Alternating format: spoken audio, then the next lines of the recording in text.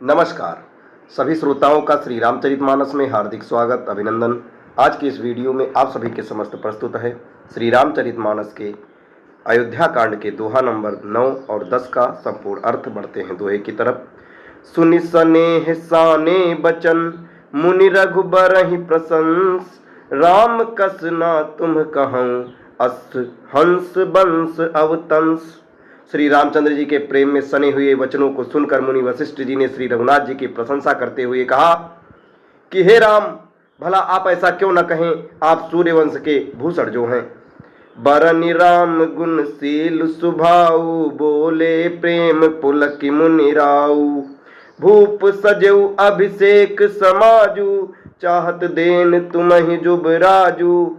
श्री रामचंद्र जी के गुणशील और स्वभाव का बखान कर मुनिराज प्रेम से पुलकित होकर बोले, हे रामचंद्र जी, राजा दशरथ जी ने राज्याभिषेक की तैयारी की है। वे आपको युवराज पद देना चाहते हैं।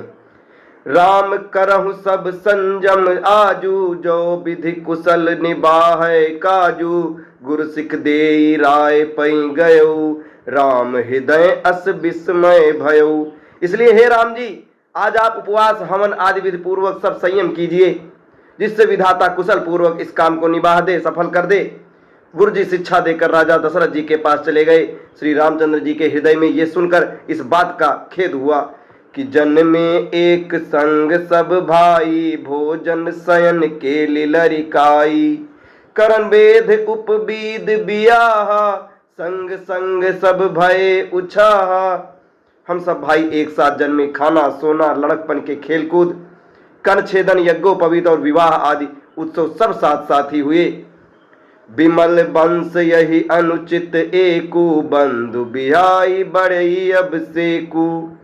प्रभु सप्रेम पछितानि सुहाई, हरत हरऊ भगत मन कै कुटिलाई। पर इस निर्मल वंश में यही एक अनुचित बात हो रही है और सब भाइयों को छोड़कर राज्याभिषेक एक बड़े को ही मिल रहा है, उन्हीं का हो रहा है। तुलसीदास जी कहते हैं कि प्रभु श्री रामचंद्र जी का ये सुंदर प्रेम पूर्वक पछतावा भक्तों के मन की कुटिलता को हरण कर लेता है। तही अवसर आए लखन, मगन प्रेम आनंद। सन्माने प्रिय बचन कही, रघुकुल के रव चंद। उसी समय प्रेम और आनंद में मंग लक्ष्मण जी आए। रघुकुल रूपी कुमुद के खिलाने वाले श्री रामचंद्र जी चंद्रमा के समान ने प्रिय वचन कहकर उनका सम्मान किया।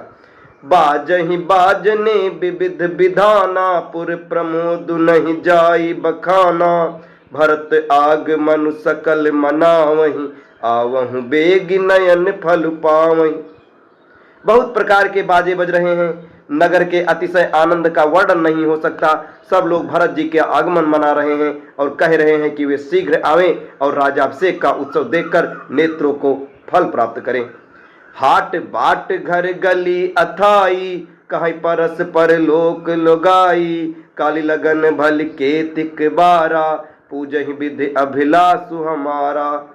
बाजार, रास्ते, घर गली और चबूतरों पर जहां तहां पुरुष और स्त्री आपस में यही कहते हैं कि कल वह शुभ लग्न, वह मुहूर्त कितने समय का है जब विधाता हमारी अभिलाषा को पूरी करेंगे। कनक सिंहासन सीय समेता, बैठे राम हो चित चेता। सकल कहाई कब होई है काली, बिघन मनावहि देव कुचाली। जब सीता जी सहित श्री रामचंद्र जी सुवर्ण के सिंहासन पर विराजेंगे और हमारा मनचीता होगा, मनोकामना पूरी होगी। इधर तो ये सब कह रहे हैं कि कल सब होगा, उधर कुचक्री देवता विघ्न मना रहे हैं। तिनहि सुहाई न अवध बधावा, चोरहि चंदनी राति न भावा। सारद बोली विनय सुर करही, बारही बार पाए लय परही। उन्हें देवताओं को अवध के बधावे नहीं सुहाते, जैसे चोर को चांदनी रात नहीं भाती। सरस्वती जी को बुलाकर देवता विनय कर रहे हैं और बार बार उनके पैरों को पकड़कर उन पर गिरते हैं। अब इसके आगे भगवान श्री राम जी का क्या राज्याभिषेक हो पाता है या नहीं, आप लोगों ने जरूर सुना होगा, कमेंट करके बताएं। और क्यों नहीं हो पाता है, उसमें सबसे बड़ी भूमिका किसकी होती है? जिसने जाकर माता कैकेयी के बुद्धि को भ्रष्ट कर दिया, पलट दिया, उनके मन में पता नहीं कैसे चीज़ों को भर दिया, जिसकी वजह से उन्होंने भगवान श्री राम को वन भेजवा दिया और भरत को राज्याभिषेक करने की उनके मन की अभिलाषा कैसे ऐसे इस अयोध्या में खुशनुमा जिंदगी में कैसे एक दुखद पूरा दृष्टिचक्र पैदा कर देती है। आप सभी लोग कमेंट करके ज़रूर बताएं। धन्यवाद।